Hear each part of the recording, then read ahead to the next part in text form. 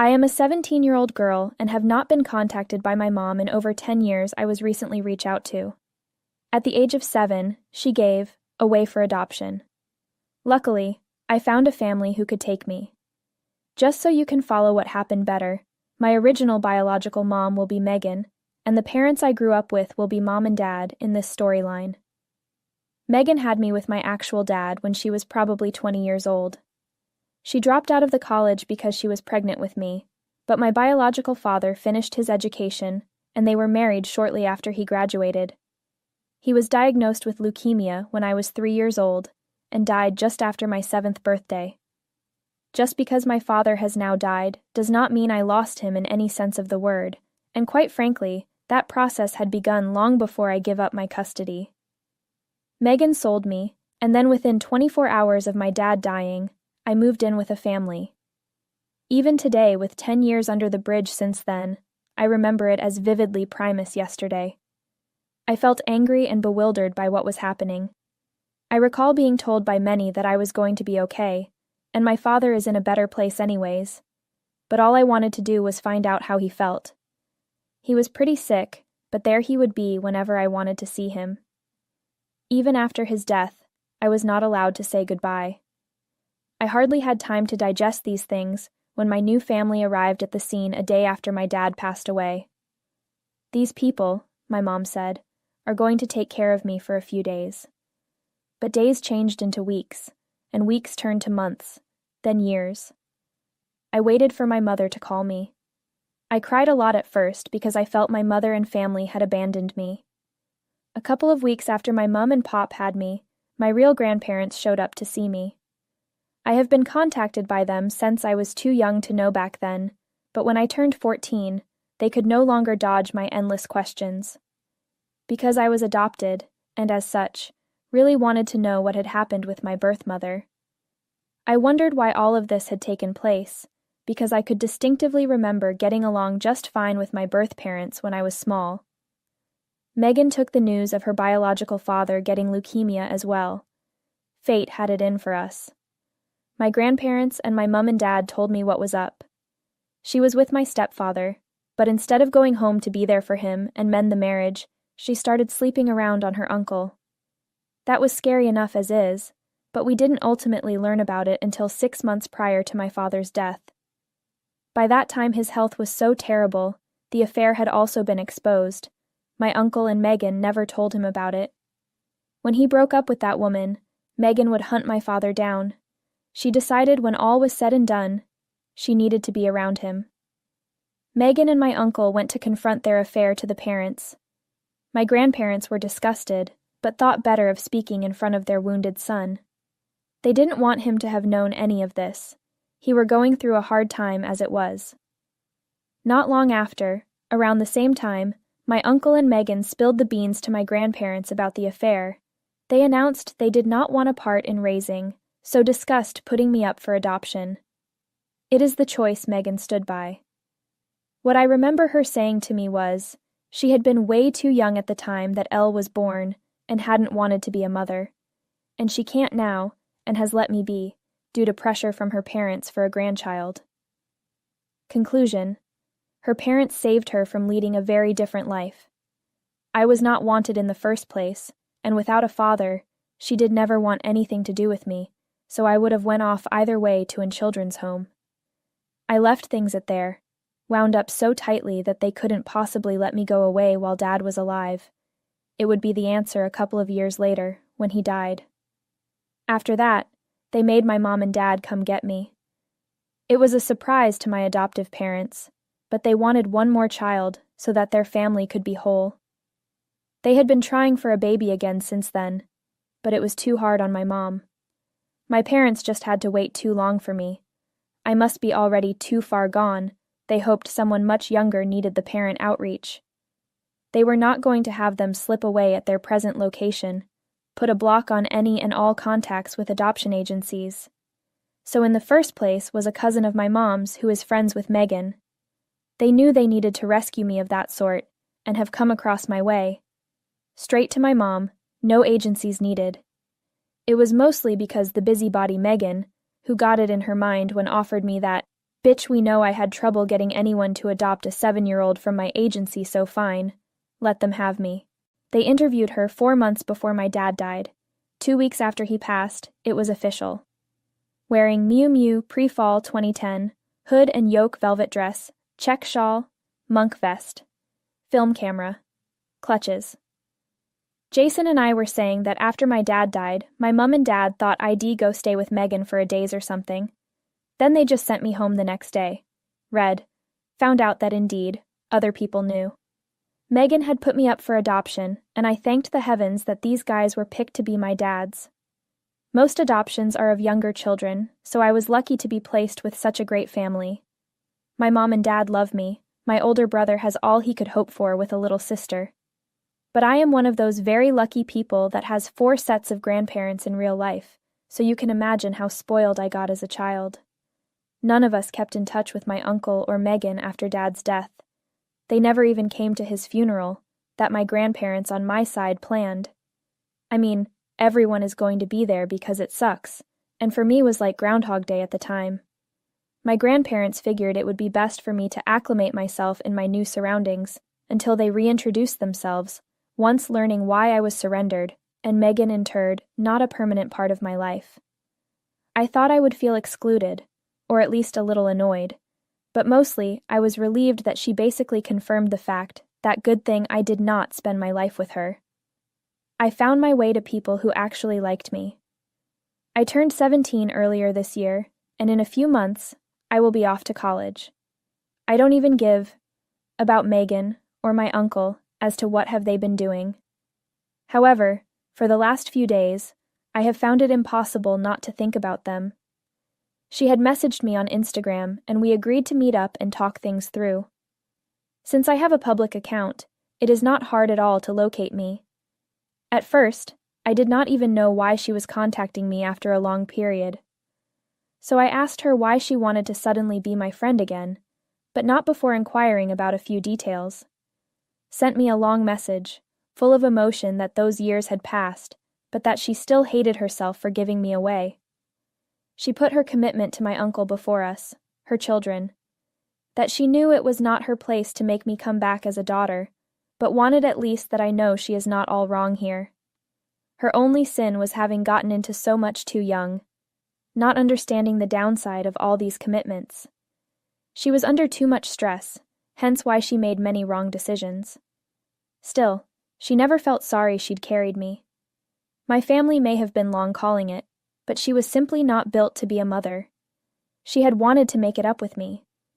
I thought it over, and I finally agreed, purely out of curiosity. I did not tell my parents or grandparents. I met that one myself, just for giggles. Little did I know how many people want to just make peace with me, mighty, and most of all MHM for wanting only that in the first place. She needed my help. I should have known that, but I have a bad habit of thinking everyone is good at heart, with the exception being Megan. But we still had lunch, 2 days ago. She first appeared to me to be very friendly and kind. She attempted to justify her long story, saying that it was completely out of my control. She had no choice but marry him since their parents insisted so. Drop out from university after marriage, and become a full-time mom for me. The truth is, she did not want any of them, but was forced into because her parents wanted. That's what she divorced her for, a few weeks after he told them the news. This is the reason she cheated. She did not regret it because she thought that my uncle was her soulmate. She was happy to have him because she has been happily married with him for 8 years. She was in tears as she discussed the situation with her marriage and brought up my uncle. It's one of the reasons she sought me out. I thought she wanted me to help her make up with my parents and his. The woman who put me up for adoption, passing them over without a word for 10 years. They both have been fine with it a while ago, but my uncle started fighting Megan every single time. He yearned to reunite with his parents, but he knew that they would be unable, even if their hearts did guide them back together.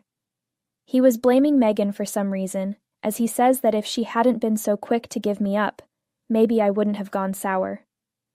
Every solution she had in mind was to somehow get me speak things out with my grandparents and make them settle differences between him, her, as everything else failed. If only she could save her marriage from crumbling, perhaps. She had been fighting with my uncle a lot these past few weeks, but she began to like in that moment of desperation. I never made a bigger mistake in my life than going to that woman. It was obvious she did not mean to truly apologize or make things right, even when it was about saving her marriage, and she only come to me because I had been doing so. And be even selfish to dig her out. Hell no, I wouldn't want to do that. After listening to her, I admitted that she was not going to get me with crocodile tears. Now I was headed for the door, but she said something to me along the lines of, had I been in her situation, then it would have made more sense. She claimed to be a mother who was shoved black into her body when she knew it wasn't something she had the mind for. Yet I have been forcing myself thinking of and doing what could make me such. If I couldn't see that because my family had brainwashed me into behaving as they did, then the truth of what those same people were day in and out. Well, the first thing that really upset me was she only mothered me for 6 or 7 years, and during my life we had plenty of active mothers. I know my grandparents did not tell her to leave college. That was something she decided on. Many times they reminded me that I was born because my mother decided to be a parent. Only they told her to have me first, and then take it from there, misinterpreting this as pressure by them. So if you had to choose who to believe, those two or my grandparents. Chances are I am going with Grammy and Gramps. I said she should sell her baloney to someone who was dumb enough to buy it, but I wasn't. When she was apologizing and telling me what really happened, I told her that nothing of those words came true, yet still at my end, sending numerous calls and messages to get hold on the truth. Instead, she tried to solicit help for her, thereby detracting from the weight of her apology. She told me to help her, as if I owed it to her, even though we were not going out. It was my mom who raised me, not her. And I exited the restaurant and returned to our home. When I got home, she sent me a voice note crying. I knew she was still in the restaurant, though, because of some background sounds that I could make out. It did nudge my guilt slightly, though, because you would have to be quite upset in a public area for that weeping, I think. In any case, she was crying and telling me that it was a really bad thing for me to say we had no relationship. Regardless of what had transpired, she was my blood, and I her child. But despite everything, she still thought of me as her daughter. I have no response to her sake. She just really isn't like a mother to me anymore, and I don't care that it makes me sound horrible for saying so. My mother hasn't been my real mom in 10 years. Her crying on the phone, I feel messy and torn up inside. Not even to this day have I been able to block her. She is no mother to me, but she remains the human being who are tied up with my own. Aita. For telling my biological mother, I no longer consider her my mom. Edit. Hi. I hope you read my post. It is very clear I have not told my family back-end remix split. I doubt they would agree with me going to see Megan, and so I did not tell them until after my decision was made. It is time I pay them back, and I will for sure tell them about it. This time, however, I just wanted it to be a decision that I reached on my own. Also, considering I was supposed to be a decoration on my father's arm, and the fact if did tell them, they would have probably locked me in some tower, so no boy meets girl. They all hated her, and justifiably so. Hell, I probably just wanted some closure, which is why in the first place, went to meet with her. I don't know what I was expecting. She was going to apologize. I just wanted her to answer me, one last time. Her text ignited a powder keg of emotions in me, and I suppose that crazy cycle did the rest. Whatever it is, that I did go to meet her and it's done. You know, if I could go back again, I probably would not do it differently. I just sought closure, and now I have it. I don't regret what I did. You just have to say, fuck everybody and live your life the way you feel is right. Mistake or not, it would be your mistake, and that is what I think. Update 1. I told my family that I had visited Megan, and as expected, they were clearly very angry. Last week I met her. A couple of days ago she kept texting me and calling so insistently that eventually had to block her, with repeated messages and calls asking for opportunity to explain herself. I didn't even know what she was going to say, and I knew it wasn't worth finding out. That one meeting let me see she was okay, and it gave my heart the feeling of completion I needed. She was not there really willing to talk things through and make amends. She called me back because she needed my help. That is the only thing as to why she calls. Anyways, I did not wanted to speak with her, and well, it was about time I informed my family of the meeting. Today I called Mum and Dad, as well as both grandparents, to get them for a chat. My parents naturally were pissed off that I had gone behind their backs and disappeared without telling them where or who with. However, they still seemed to get it. And the worst part was, it hurt my grandparents. I got yelled at for it, and just listened to them because I had earned the respect of what they said. I should be the one to talk first. For the most part, they were just afraid she would brainwash me and paint them as villains, which was expected because they knew my mom. By this time, we had already finished dinner, and we were all ready to leave by the end of it, so I told them that I only met with Issue 7 Beauty for some closure. I did not think everyone would understand right away why I thought this, but that was something that I had to do, and so, just as blankly, if you will, announced it. The only thing that troubled my conscience was the fact I did it on their back. I told them I would never lie to their face again, and everyone seemed satisfied with that. Our conversation then moved on to why Megan had asked me over, and what she said about my uncle trying to make up with his parents. The only thing that we could all agree upon was there had to be more going on than what meets the eye. If she was still trying to bit and claw her way into my life, that must mean there were problems on the home front, perhaps some form me taking pity or finding a placement. Megan had mentioned she felt her marriage was in trouble and appeared very agitated over the phone and also during our meet. My grandparents figured she was telling the truth about my uncle being mad at her. We won't say anything because that's really none of our business, truth be told. My grandparents were explicit about that. They told me that as soon as they heard my uncle and Megan make public their intentions to be a couple, while Dad still clung helplessly through his illness, no longer did they consider them family. The last straw was when my mother, without even talking to them, just gave me away, and didn't give time for their side of the story. Thank goodness my adoptive parents were nice to keep them around. In short, Megan is blocked now. She told me I'd never be talking to her again. Of course not, because she had killed herself, but carry on. I mean, I know it was very important for her to get a hold of me, because she had started begging through the last few messages, telling about how horrible her marriage is and so on. She needed me, now more than ever. I felt so guilty setting all of that aside, but really, what is she expecting from me? I doubt I could even get my grandparents to talk bro her or my uncle, let alone do anything, bind them in holy bliss of embarrassment. What she said is perfectly logical, for I would not write them off immediately like that as well if I was in their shoes, and voila. It's completely fair on my side to ban my interactions with her. She can always create new accounts and try again, but that is not going to work. Therefore, I have made up my mind that if she ever attempts to contact me again, I will simply tell her no.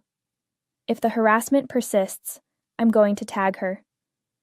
I remember hearing through the grapevine about different ideas my grandparents probably had on why he would call them after all these years. They were wondering that it was possible that they might be in some kind of financial trouble, and no one from our family had called them. If you ask what the hell they got up to all that time, well, fuck knows. They still live in the city and do something. But what? We don't know. She was a stay-at-home mom with me when we lived together, but I don't know what she does now.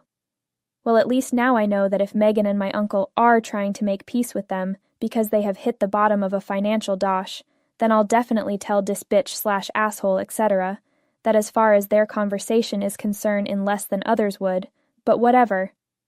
If that is not the most revolting human behavior, calling your daughter after 8+ years to ask for money. It is literally one of the cheaper things people can do. I mean, I hope so if this is true, and she gets exactly whatever was coming to her. Update 2. So, she decided to contact me again today. It had been around 10 days since I blocked her on all platforms, and after a week of nothing from her, one day turned to 2, which turned into 3 without anything. I have no idea how, but she actually managed to learn where I study. I suppose that is why we should not give out our personal info on public platforms. We learned our lesson the hard way. No matter, so I was coming back home today from school, and guess who walks up to me at the last second as I'm on my way out? So a block away from school, near where it gets really hustly and bustly with the crossing guards, which is good because I don't live that far. So when teachers give me family life lessons, I say sure, Godzilla literally has to build his cave, just dorm. She arrived in her car and was shouting at me to get in. So I said, I am not going to get in your car. You could be a homicidal maniac. Then I said, if you try to put on a scene at all here or something like this, and she feeds her ego with that, then we should start screaming right now, in the middle of street, I will end your shitty show right away. She said she wasn't trying to fight me or bother me. She only wanted to reach me, make peace with herself and her life. The last time we met, everything had gone wrong, and she just wanted to make it right. She knew that I believed everything she said was a lie, and would assume it was all an act. She, however, wished to communicate me that it was not true, and she really loved making everything back up with me. I could hear in her voice how desperate she was, and for what, I do not know. Not like I should have felt sorry for her, just pissed off. So I said, fuck it, get out my face. I wanted nothing to do with her. And then her colors began to resurface. For the fact that she was doing a great job at pretending to be sorry, and really wanting it this time around with me. I'm damn proud of myself for not falling into her trap again, right after what has happened before. Well, I told her to back off, and she just lost it on me. You fucking cunt, she said through gritted teeth, as though she was putting in a lot of effort to speak nicely before that. But now, if I wanted, depending on how things went from here, he would see to it personally there were mistakes made, and my life fucked up. The lady literally threatened me, and was like, you better watch your back. I just found it hilarious, because what was she going to do? As she continued to curse me, I kept walking, and eventually with one final finger up sign as well, away in her car. I was so relieved. When I finally made it back to my room, and relayed the information on the phone call that evening with my parents in attendance, we all gathered around once again. I think we can get a restraining order since she has threatened me. We assume that is what will happen, and I have no beef with it. Honestly, I would like that just so she wouldn't haunt me anymore. Update 3. My parents filed a restraining order against Megan not 2 days ago. She had been served and lured only made my uncle decide to finally reach out his family. Of course it was money, just like they said all along. They were running together a confectionery the last years, but lately it was not good on business, and they needed money. They knew that directly contacting their parents would not result in success, so they choreographed this whole charade. Thing is, she ran out of patience for me and blew it with them. Hell, they might even get divorced over it, and I would be so happy if that happens. My uncle is still brown-nosing his parents, trying to get them to give him money, and won't stop telling me clean out my ears, as Megan had nothing whatsoever do with the way she acted towards me. He is, after all, their one and only son. He deserves a little help, gang. In Megan's case, however, she is handling things in a uniquely bizarre way. She has become extremely nasty to her parents and me, entirely comfortable bad-mouthing us online for whatever reason. Well, that only helps our cause, so hopefully she keeps it up. Pretty sure we'll get the restraining order based on crazy. I do not even know why she is fighting it because the other day, as she told me to my face that her request had nothing on mine. It will not matter as I am going away to college in the fall. Well, I doubt she will even go there since money is what he needs. No matter what happens, my mom and dad will always be there for me. Although, I really do not believe that going to be